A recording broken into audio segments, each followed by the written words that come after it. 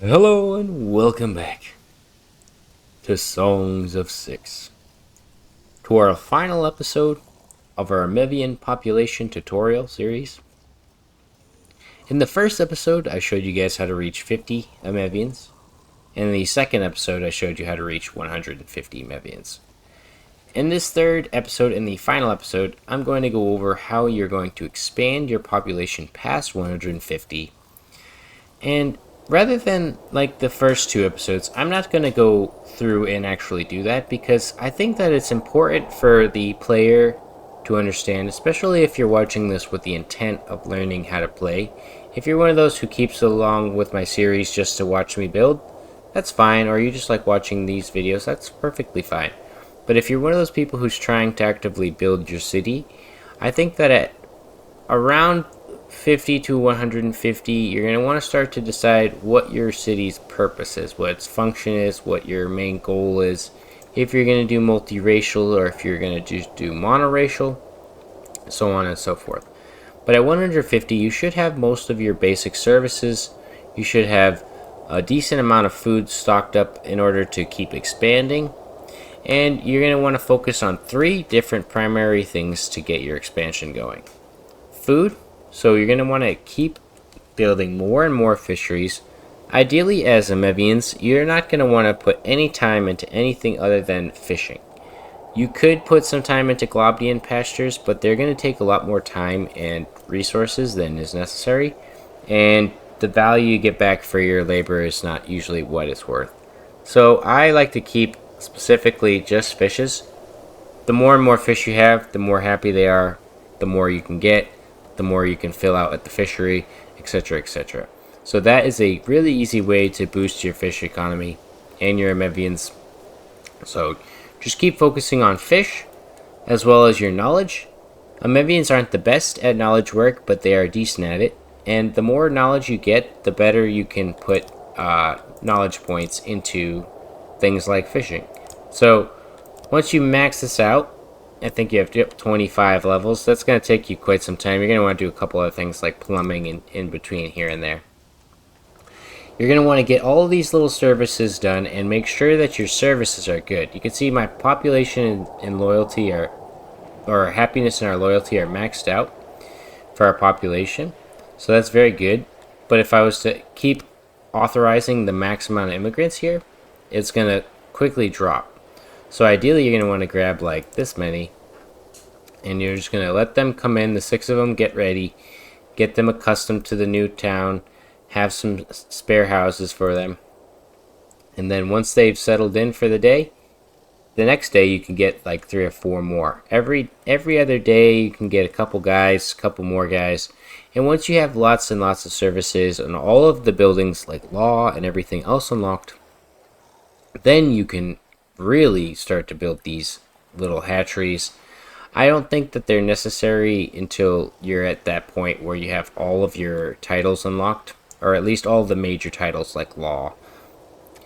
So with that being said, I think that most players are going to want to follow their own views. So you could do a trading city where you are importing your raw and you're exporting your refined resources. Depending on what you get, some of those trade deals can be pretty useful. Like let's check here. Sometimes you can get pretty cheap stone, see 11, and then you could export that cut stone for 90, giving you a decent profit, giving your guys something to do. Your Mevians aren't very happy with that type of work, but if you wanted to build a city specifically designed on economy, you could. If you wanted to build it on specifically on fish, let's see how much they buy fish for a decent amount, 38. So you could sell excess fish, making a fish-based economy. Who knows? Whatever you'd like, you can do that. It's your oyster. When it comes to admin, I have dedicated videos planned for those specifically to explain how admin works, because I think admin and regions, they're going to continuously change. I understand them as V.66 goes, but for this series, this is only going to encompass how to get those early populations up to 150, just so that you guys can get to where you want to be, and then you can continue building however you'd like. You really can get away with whatever you'd like, but one thing I will warn is to remove a service can often lead you to a serious downward spiral.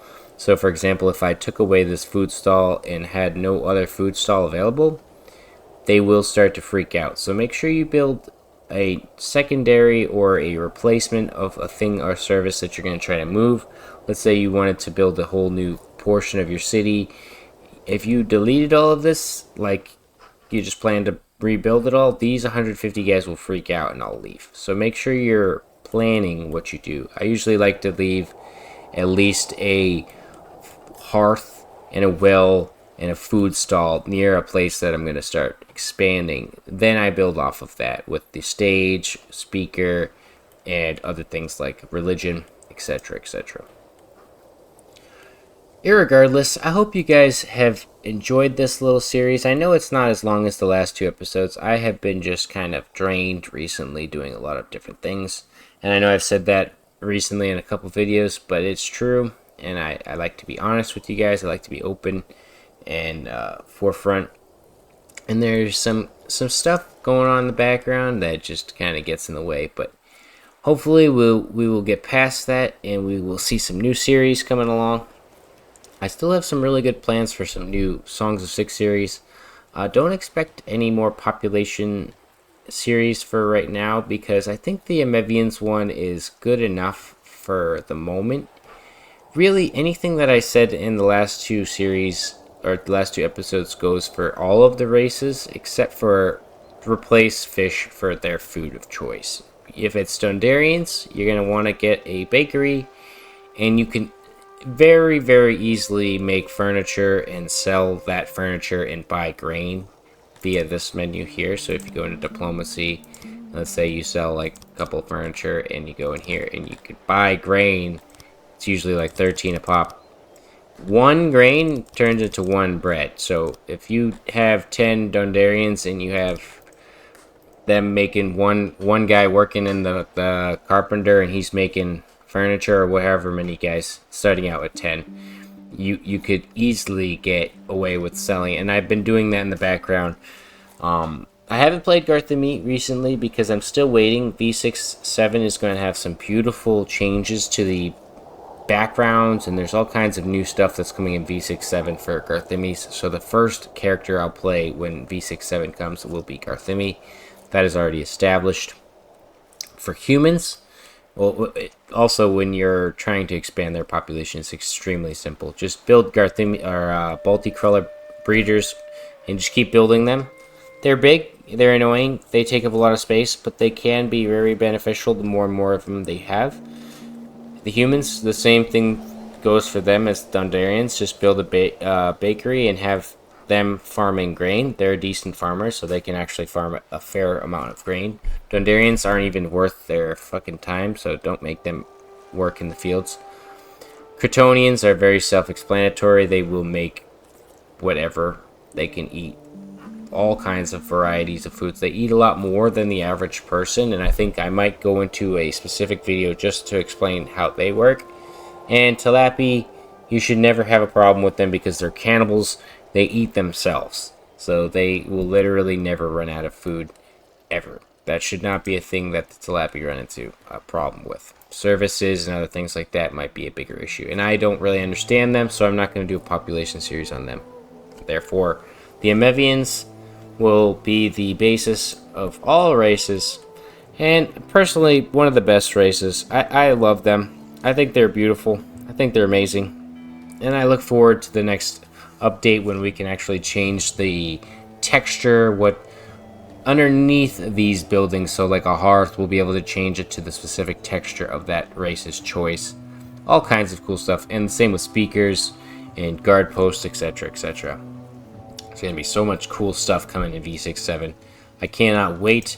I honestly don't even know if I can do a devlog on it because there's just so much to go over. I might ask Jake if he'd like to do a dedicated video with me or something like that on the side. I've never asked him before, but V.67 seems to be like one of those things that I'd like to get his input. Irregardless, thank you all for watching. You're all amazing, and I'll see you in the next one. Goodbye.